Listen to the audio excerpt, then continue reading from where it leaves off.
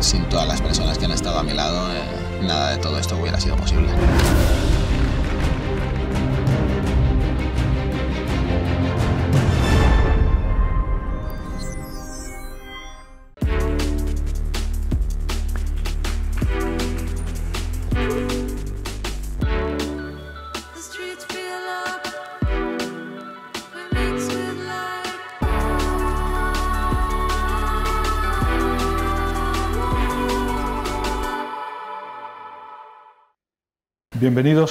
Bienvenidos a este encuentro promovido por el diario El Mundo y el diario Expansión, en el que vamos a abordar los retos del futuro de Brasil y además lo vamos a hacer de una personalidad extraordinaria como es su ministro de Economía, Paulo Guedes. Sin duda es un hombre con una gran trayectoria académica, intelectual y política, al cual le agradecemos mucho que se encuentre hoy entre nosotros y el esfuerzo en esta conexión entre España y Brasil, que creo que puede contribuir al mejor conocimiento de su país y a la amistad entre los dos países. No son tiempos fáciles, hay una especie de maldición que suele utilizar en China: tengas tiempos interesantes, y esto sin duda lo están siendo. Estamos sufriendo pues el COVID en todos los países, y esto nos está trayendo unas secuelas económicas, sanitarias, sociales, pero también se dice que estos momentos tan complicados es una buena ocasión para sacar lo mejores de nosotros mismos. Y sin duda la agenda reformista e incluso la propia audacia del ministro de Economía, Paulo Guedes, está dando ocasión para ello, ¿no? Para ello. Sin duda no hay mejor, desde Adam Smith sabemos que no hay mejor riqueza de las naciones que instituciones fuertes, seguridad jurídica y la libertad económica. Yo creo que ahí es donde reside el gran beneficio para los pueblos. Pero junto a esta agenda reformista, también el propio ministro de Economía pues está haciendo algunos rasgos de audacia que chocarían en principio en un liberal, pero que, conociendo toda la literatura liberal al respecto, sobre la creación de una renta básica. Una renta básica ya contemplaba Hayek en su momento, en el camino de servidumbre, para afrontar situaciones críticas como la que estamos hablando. Y Brasil así lo ha hecho, ¿no? Hay algunos amigos que alguna vez me han hecho llegar, con esa ironía que también en España conservamos, se dice que tenía razón, pero poca razón, y la poca razón que tenía no servía para nada. En el caso, sin embargo, de nuestro invitado de hoy, el ministro Guedes, hay que decir que tiene mucha razón, y la mucha razón que tiene debe servir para afrontar los grandes retos que tiene su propio país. Estamos seguros que las recetas que está poniendo en marcha, en medio, insisto, de estas dificultades, van a ser muy provechosas para Brasil, que es un país en el que España tiene intereses notables y que siempre le gustará que lo que vaya bien para Brasil seguro va para los dos países, como signo de amistad para ambos pueblos. Y por eso, como director del Mundo, quiero agradecerle la presencia, sabiendo de lo complicado del momento, la difícil agenda que tiene el propio ministro de Economía, que nos brinde esta posibilidad de conocer de primera mano la situación de Brasil. Se habla siempre de Brasil como país de futuro, pero estamos seguros que con las recetas, con la agenda reformista, con los cambios que se están introduciendo en la economía brasileña, es seguro que a medio plazo, cuando salgamos de la COVID, pues seguro que podrá desplegar las velas para que ese país tenga el desarrollo que se merece, y en consonancia con el esfuerzo que sé que está haciendo el gobierno brasileño y singularmente el ministro de Economía, al que le reitero mi agradecimiento. Me acompaña el señor ministro, me acompaña el director adjunto del diario El Mundo, Martín Sabal, y el corresponsal económico del periódico Expansión, Roberto Casado, que yo creo que seguro nos van a introducir a través de sus preguntas a un mejor conocimiento de la situación de su país, y por tanto en sus manos le dejo, reiterando mi agradecimiento por su presencia y por su tiempo. Muchas gracias. Muito obrigado, ministro Guedes. La semana pasada el Congreso de Brasil aprobó una serie de ayudas de emergencia para hacer frente a la pandemia en un momento muy complicado para su país. La semana pasada también la OCDE proyectaba para el año 2021 un crecimiento del 3,7% para la economía brasileña, un incremento del 1,1% sobre las últimas previsiones, y para el año 2022 del 2,7%, también por encima de las últimas previsiones. La primera pregunta es alrededor de esto. ¿Qué piensa usted? ¿Cuál es su proyección a futuro para este año y para el próximo para la economía brasileña en medio de la situación actual de la COVID-19 y sobre todo qué nuevas medidas contempla a lo largo de este año? Muchísimas gracias. Es un placer estar con amigos del mundo. Las palabras sobre el perfeccionamiento institucional de Brasil fueron palabras muy oportunas. Brasil es una gran sociedad abierta y que está en construcción. Tenemos toda la influencia europea como un país que tuvo influencias de la península ibérica, y estamos intentando exactamente avanzar en la mejoría de estas instituciones. Y después de 30 años de una hegemonía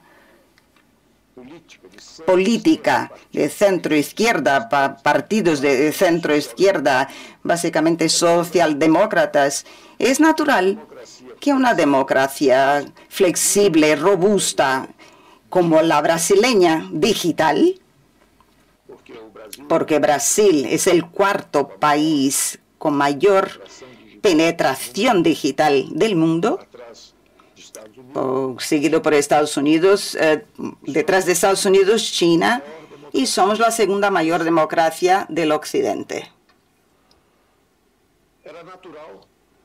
Era natural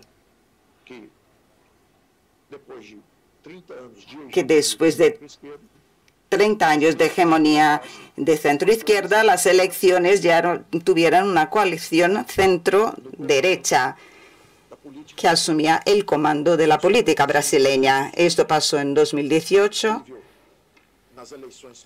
en las elecciones presidenciales y también de las provinciales. Y este avance del centro-derecha en las elecciones siguió ahora con las elecciones municipales. Entonces, cuando hablamos del futuro de Brasil, observamos que las reformas van a seguir. Vamos a seguir implementando reformas. Aprobamos en un plazo de 2 o 3 semanas la independencia del Banco Central, que era un sueño desde hace 40 años para despolitización de la moneda y refuerzo de las instituciones. Aprobamos un nuevo marco fiscal para controlar los gastos públicos en todos los niveles, federal, estadual y municipal. Aprobamos 2 grandes privatizaciones, el Correos y Electrobras. Aprobamos 2 marcos regulatorios importantes como saneamiento. 100 millones de brasileños no tienen acceso a una red de alcantarillado. Y 35 millones de brasileños no tienen acceso a agua potable. Entonces, implementamos un cambio significativo en el marco regulatorio para la red de alcantarillado y también para el sector de la energía eléctrica, el sector eléctrico, dando continuidad a una pauta de reformas que había sido suspendida por la pandemia. Entonces, las elecciones municipales y las elecciones para los presidentes de la Cámara, del Congreso y del Senado, o sea, la victoria del centro derecha en el Congreso permitió que esta pauta tuviera seguimiento. Y Brasil se convierte ahora en la mayor frontera de inversiones que está disponible en el mundo. Gas natural. También hemos aprobado un marco regulatorio nuevo para gas natural, petróleo, concesiones, privatizaciones, red de alcantarillado, ferrocarriles, cabotaje. Nuestra solicitud de entrada en la OCDE, una contraparte o un requisito de la OCDE o una razón por la que queremos entrar en la OCDE es exactamente aumentar la competitividad en cabotaje, que es un interés de OCDE y también nuestro, porque queremos disminuir el coste de logística de transporte en Brasil. Entonces tenemos toda una pauta de inversiones a través de marcos regulatorios y mejores instituciones. El Banco Central es independiente, un marco fiscal que ofrece herramientas para vencer este contexto tan difícil. Esto es lo que estamos viendo para un futuro próximo, cercano. La pandemia es una tragedia de dimensiones bíblicas, de magnitudes épicas. Luchar contra la pandemia. Entonces, en nuestro primer año hicimos una reforma de la seguridad social. Millones de brasileños estaban en las calles aprobando la reforma que se hizo en la seguridad social. Y ustedes saben que en países europeos como Francia, por ejemplo, millones de personas estaban en la calle y estaban en contra de la reforma. Nosotros sorprendimos el mundo. Cuando el partido de centro derecha ganó las elecciones de 2018 y los perdedores de las elecciones decían que la democracia brasileña estaba amenazada, corría riesgo, y dijimos, no, es robusta, es flexible, estamos mejorando sus instituciones. E hicimos en el primer año la reforma de la seguridad social. En el segundo año llegó la pandemia. Inmediatamente se interrumpió la agenda que teníamos de reformas y empezamos a luchar contra la pandemia digitalizando millones de brasileños. No solo los 26 millones que recibían asistencia social, programas de asistencia social, pero también 38 millones de invisibles. Trabajadores en un mercado informal, un mercado laboral informal. Entonces digitalizamos estos 64 millones de brasileños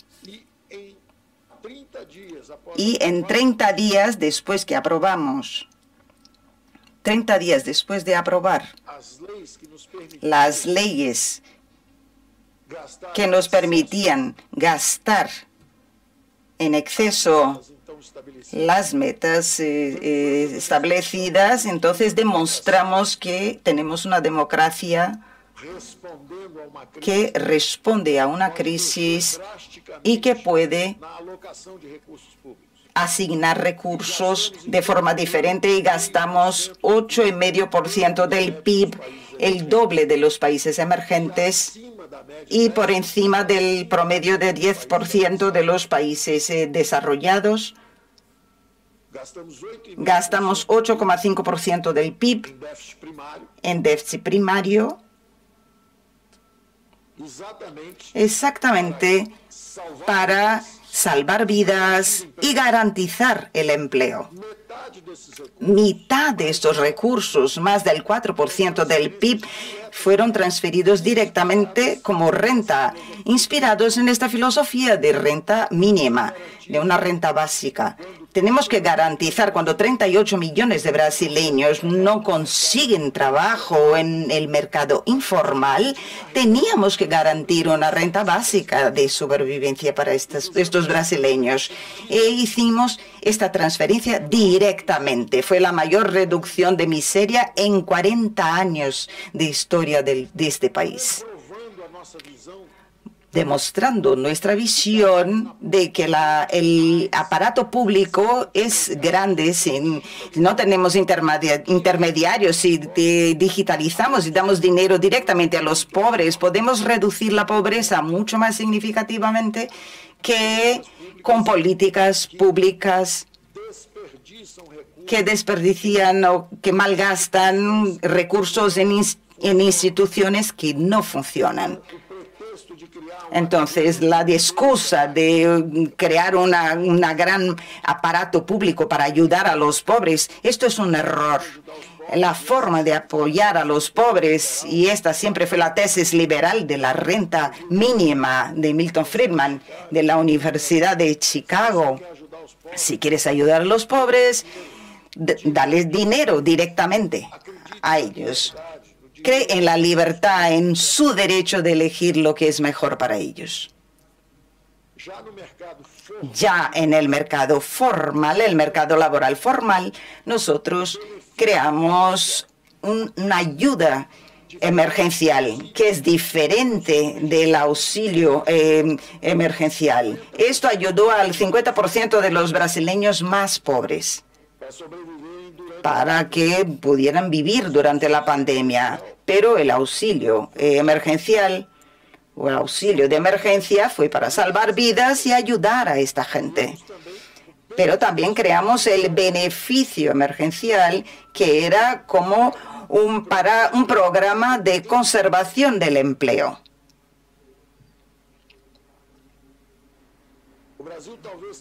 Brasil quizás haya sido el único país que creó empleos formales en 2020. En 2015, el PIB de Brasil cayó el 3,5% durante una fuerte recesión provocada por políticas internas equivocadas de los gobiernos anteriores. El PIB tuvo una caída de 3,5% y destruyó 1.500.000 empleos formales. En 2016, el PIB cayó otra vez 3,5% por errores macroeconómicos internos y se destruyeron 1.300.000.000 de empleos formales. Con la pandemia y la caída del 4% del PIB, 4,1% del PIB en 2020, Brasil creó 140.000 puestos de trabajo formales o empleos formales. Quizá Brasil fue el único país que no destruyó puestos de trabajo formales. Son 45 millones de brasileños que tienen un empleo formal. 12 millones son funcionarios del Estado. Tiene estabilidad laboral y su sueldo está garantizado. 33 millones trabajan para el sector privado. Nuestro programa de conservación de empleos decía a las empresas lo siguiente: si en lugar de despedir a la gente, despedir a un empleado, mejor reducir su jornada laboral por la mitad y nosotros pagamos parte de su sueldo. Conservamos así 11 millones de empleos, una tercera parte de la mano de obra del mercado laboral formal. 11 millones de empleos. Tenemos la identidad de cada uno de estos brasileños que se salvó el empleo a través de nuestro programa de complementación salarial. 11 millones de empleos que mantuvimos, y entonces en 2020 Brasil pasó por la pandemia creando 140.000 empleos. Entonces ese es un resumen breve de lo que hicimos. Conservamos todos los empleos del sector formal, creamos una renta básica para los del mercado informal y ahora estábamos recuperando la agenda de reformas y empezamos a dar seguimiento a la pauta de reformas, el marco fiscal, el cambio en los marcos regulatorios de inversiones, y España es un gran inversor en Brasil, la red de alcantarillado, gas, cabotaje, ferrocarriles, el sector eléctrico. Brasil hoy es la mayor frontera de inversiones que está disponible en el mundo. Ahora otra vez la pandemia llega con una segunda ola que se expande muy rápidamente y con nuevas cepas, aparentemente más mortales. La reacción solo puede ser una: vacunar masivamente para garantizar un retorno, una vuelta segura al trabajo. Entonces, cuando estábamos volviendo a trabajar, la economía brasileña cayó 4,1% del PIB, como dije antes. Las estimaciones iniciales del FMI era que Brasil iba a tener una caída del 10% del PIB, y el resultado es que Inglaterra tuvo una caída mucho más intensa, Italia también, más que el 8% del PIB, Francia más del 6% del PIB, Alemania más del 5% del PIB, Japón 4,5% del PIB y Brasil 4,1% del PIB. Solo China, Estados Unidos y Corea del Sur tuvo una caída menos significativa que la de Brasil.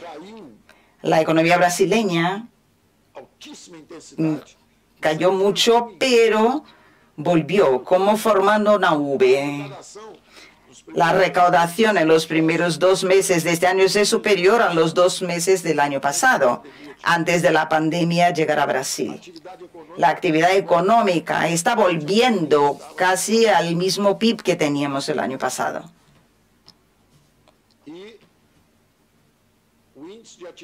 Y el índice de actividad que salió hace 2 o 3 días, que es ha publicado de actividad económica del Banco Central, está el doble de lo que esperábamos. O sea, Brasil realmente estaba empezando a despegar otra vez cuando llegó la segunda ola de la pandemia. Estamos en un contexto difícil, dramático, pero seguimos con las reformas por un lado y recuperando los programas de auxilio emergencial. Entonces, mañana debemos liberar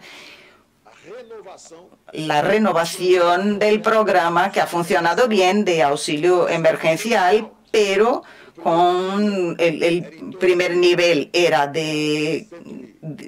alrededor de $100, el cambio es diferente ahora, era de 100, $120, después lo reducimos a la mitad y ahora a 10-15% por debajo del último nivel. Entonces estamos haciendo esto de forma gradual en esos programas de asistencia social a la medida que la economía vuelve a su nivel actual. Entonces la actividad económica se va recuperando y vamos haciendo un phasing out de los programas sociales. Pero con la vuelta de la pandemia de forma tan intensa, ahora estamos vacunando de forma masiva para intentar mitigar este problema. Ya el 5% de la población ya fue vacunada, es muy poco todavía, tenemos que mejorar mucho, trabajar mucho, y estamos renovando y ampliando los acuerdos que tenemos de vacunas. Las estimaciones iniciales era que hasta finales de este año tendremos 500 millones de vacunas, pero esto será muy tarde. Estamos acelerando todos nuestros contratos para adelantar la entrega de estas vacunas. Hice un contrato de 100 millones de vacunas con Pfizer hasta septiembre. Entonces, dentro de los próximos 6 meses tenemos que intentar vacunar lo máximo posible de la población brasileña y este es nuestro gran reto. Ahora a continuación tiene la palabra Roberto Casado. Sí, gracias. Sí, ministro, antes mencionó la independencia del Banco Central. Esta semana ha subido tipos por primera vez, creo que en los últimos 6 años, en un entorno de más inflación. Esto puede ser, junto a la segunda ola del COVID, otro riesgo para la economía brasileña. ¿Y cómo puede afectar esto al tipo de cambio tan importante para los inversores extranjeros? Excelente pregunta. Muy buena su pregunta. Cuando creamos el auxilio emergencial, que para las clases, la gente más vulnerable, los más frágiles, hubo un aumento en el poder adquisitivo de estas personas y los precios empezaron a subir, precios de los alimentos y también los precios del material de la construcción.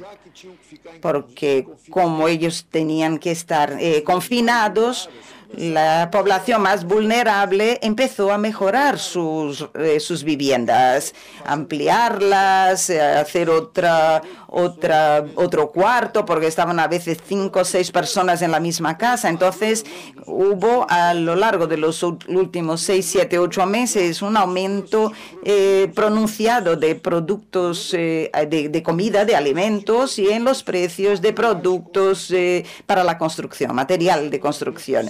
Y este es un aumento sectorial de precios y un aumento transitorio, porque a la medida que vayamos reduciendo este auxilio emergencial, las personas vuelven a la actividad productiva, entonces esta presión excepcional respecto a estos dos productos, alimentación y construcción, podría ser inferior o podría disminuir. Por eso fue importante la independencia del Banco Central para impedir que este aumento sectorial y temporal de precios se convirtiera en un aumento generalizado y permanente de precios, que es lo que nosotros llamamos de inflación. La inflación es el aumento generalizado y sostenido de precios. Entonces, en la independencia del Banco Central fue importante para demostrar nuestro compromiso con la estabilidad de los precios, porque un impuesto inflacionario es el peor de los impuestos, porque tiene peso exactamente sobre la población más vulnerable.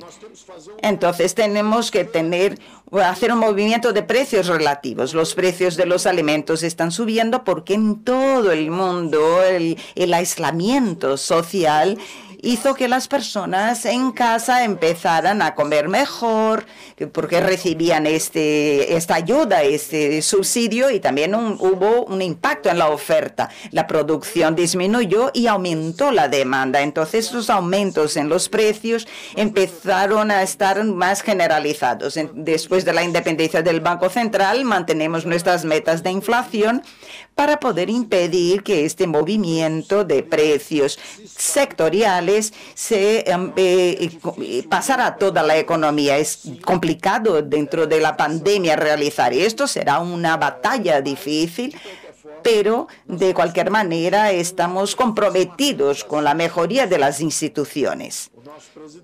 Nuestro presidente,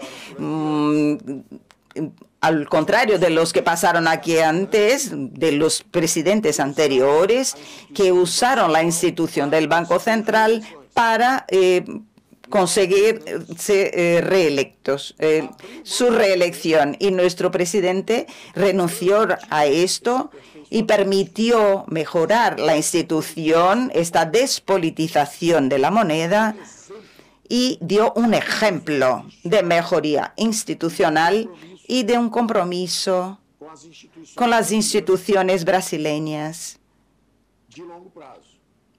en el largo plazo. O sea, reafirmamos nuestro compromiso con la sanidad, renovando el programa de auxilio emergencial. Estamos haciendo esto dentro de un nuevo marco fiscal de compromiso con la responsabilidad fiscal y un nuevo marco monetario de compromiso también con la estabilidad de precios. para exactamente crear un entorno para los negocios en Brasil que sea conveniente para las inversiones locales e internacionales. 2009-2011, Brasil fue el principal foco de atracción de inversiones españolas en el extranjero.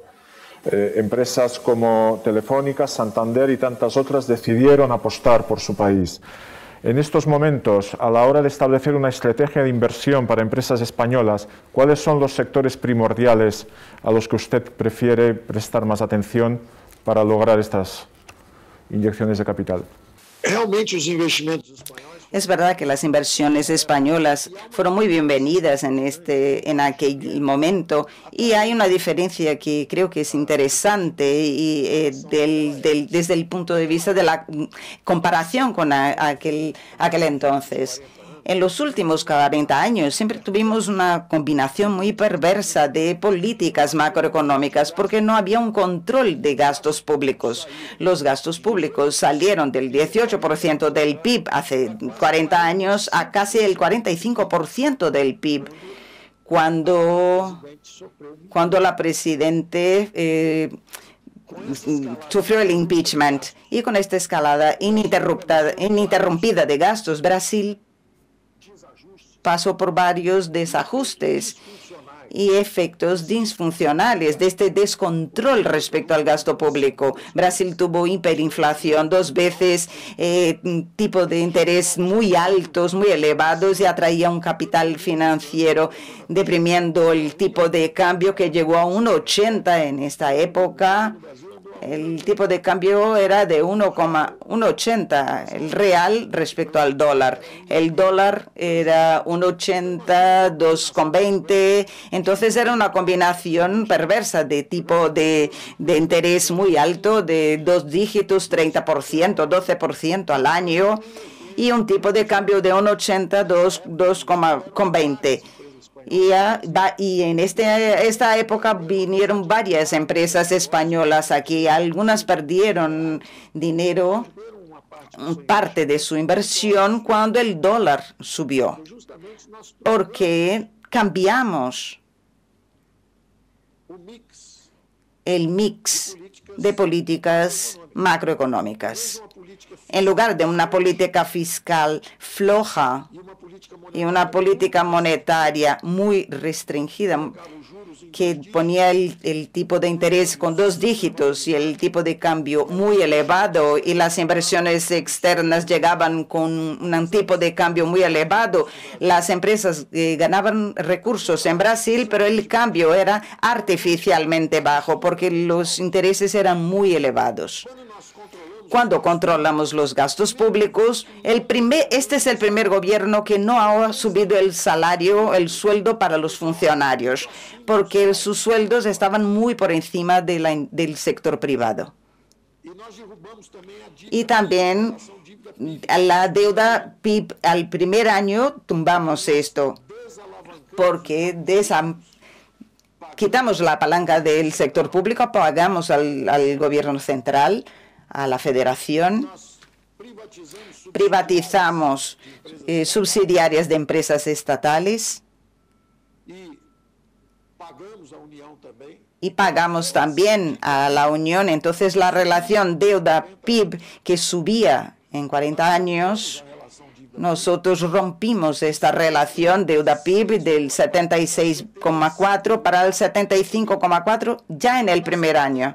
Entonces, nuestra determinación de que el crecimiento en Brasil no sea pasando por gastos excesivos, por descontrol del gasto público, porque esto acabó con el crecimiento de Brasil. Brasil era una de las economías más dinámicas del mundo. Brasil tuvo 2 o 3 décadas en el siglo pasado donde la tasa media de crecimiento era de más que China, más que Japón, más que Estados Unidos, más que Alemania. Brasil hoy tiene la mayor colonia de japoneses viviendo fuera de Japón, de italianos también fuera de Italia, la tercera mayor colonia de alemanes fuera de Alemania y probablemente también de españoles viviendo fuera de España, porque Brasil tenía un rápido crecimiento y atraía gente de todo el mundo. Pero en los últimos 20, 30 años Brasil empezó a perder jóvenes que salieron para trabajar en Barcelona, en Madrid, en Lisboa, trabajar en Boston, en Los Ángeles. Los brasileños empezaron a abandonar Brasil. Los más ricos se fueron, también se fueron de Argentina, de Venezuela y de diferentes países latinoamericanos. Y los más jóvenes también empezaron a abandonar sus países para buscar oportunidades de empleo en otros lugares. Entonces tenemos que recuperar la dinámica de crecimiento de la economía brasileña. Por eso actualmente, aunque parece que el tipo de interés está subiendo, están subiendo en el corto plazo para garantizar que los intereses de largo plazo sigan bajos y el país pueda mantener su consolidación fiscal, su control de la inflación. Y con este tipo de cambio de 5 y algo, este es un excelente momento para invertir en Brasil. Porque este tipo de cambio es el resultado mucho más de la pandemia, del problema interno político. Porque después de 30 años de hegemonía del centro izquierda, los que perdieron las elecciones no están acorde con esto, venden una imagen negativa del país fuera en el exterior. Entonces, si Brasil estuvo tanto tiempo con centro izquierda, ¿por qué Brasil está tan mal en la educación? ¿Y por qué toda la deforestación de la Amazonía? Esta deforestación no ocurrió en los últimos año y medio, 2 años. Esta baja calidad de la educación brasileña tampoco se construyó en los últimos 2 años. O sea, hay un discurso negativo respecto a la imagen de Brasil hacia el exterior, hacia el extranjero, porque los contactos de los medios de comunicación políticos fue con la hegemonía centro-izquierda y ahora centro-derecha está cambiando esta realidad de Brasil. Entonces nosotros esperamos que después de luchar contra esta pandemia, y este año van a llegar las vacunas, los países con mayor éxito ya han vacunado más rápidamente, la mortalidad ha bajado bastante, la actividad económica se está recuperando. Entonces lo que esperamos dentro de los próximos 2 años es vacunar masivamente en Brasil, la recuperación de la economía, ya no basada en gastos públicos que no se puede mantener, pero sí en base a un crecimiento con inversiones privadas. Y el tipo de cambio entonces debería, después de hacer esto, debería volver a un tipo de cambio mejor. ¿Qué sectores de la economía brasileña considera más susceptibles para invertir por parte del inversor español, empresas españolas? Aunque sea brevemente. Las inversiones tradicionales, donde ya están telecomunicaciones, todos los sectores donde España ya está y sectores donde España es extraordinario. Turismo, por ejemplo, la historia de España es fantástica. Ya visité toda España, estuve en diferentes lugares, conozco muy bien España. España es fantástica en turismo. Brasil tiene la matriz energética más limpia, la mayor área de foresta protegida. Todo esto está abierto para la inversión extranjera. Gas natural, petróleo, cabotaje. Los europeos son muy buenos en cabotaje, ferrocarriles, turismo, la economía digital. Sabemos que el futuro es verde y digital. Por favor, inviertan, que España venga a invertir. Cualquier inversión exitosa en España se puede beneficiar de un mercado de 200 millones de brasileños. Entonces, lo que ustedes hacen bien ahí, pueden venir a hacer aquí. Por ejemplo, ustedes pueden venir aquí, por ejemplo, de disputar el concurso para correos. Ya hablé con una empresa española respecto a esto, a la privatización de correos. Entonces estamos abiertos, vamos a vacunar masivamente y recuperar para volver al trabajo y retomar el crecimiento sostenible y las reformas. Muy bien, señor ministro, le agradecemos muchísimo su presencia y estamos seguros que esos buenos augurios, cuando se despeje este clima del COVID, pues hará que esa agenda reformista, todos esos proyectos de los cuales nos ha ido enumerando en este encuentro con el mundo y con Expansión, se harán realidad y sobre todo establecerán un puente de colaboración entre ambos países. Muchas gracias por su tiempo y muchas gracias por darnos cuenta de primera mano sobre los retos del futuro de Brasil, al que le deseamos lo mejor. Dije al principio que no basta tener razón, sino no solamente tener razón, sino la ponerla en marcha, y estoy seguro que después de las explicaciones que nos ha dado nuestros lectores, tanto del mundo como de la Expansión, así lo han entendido. Muchas gracias. Me gustaría agradecer la oportunidad de hablar con el mundo y sugiero que inviertan también en educación y en medios de comunicación o en medios. Necesitamos personas que informen. Nuestros medios de comunicación son muy buenos, ayudó a construir la democracia, pero echamos de menos a los socialdemócratas aquí, y todo esto con mucha equidad, buscando la mejor información, con un trabajo excelente, de muy buena calidad, que ustedes en el mundo desarrollan. Así también queremos agradecer la colaboración que nos han prestado tanto Telefónica como Santander para hacer posible este encuentro. Muchas gracias al ministro y muchas gracias tanto a los espectadores, a los lectores del mundo y de Expansión y el mundo. Muchas gracias.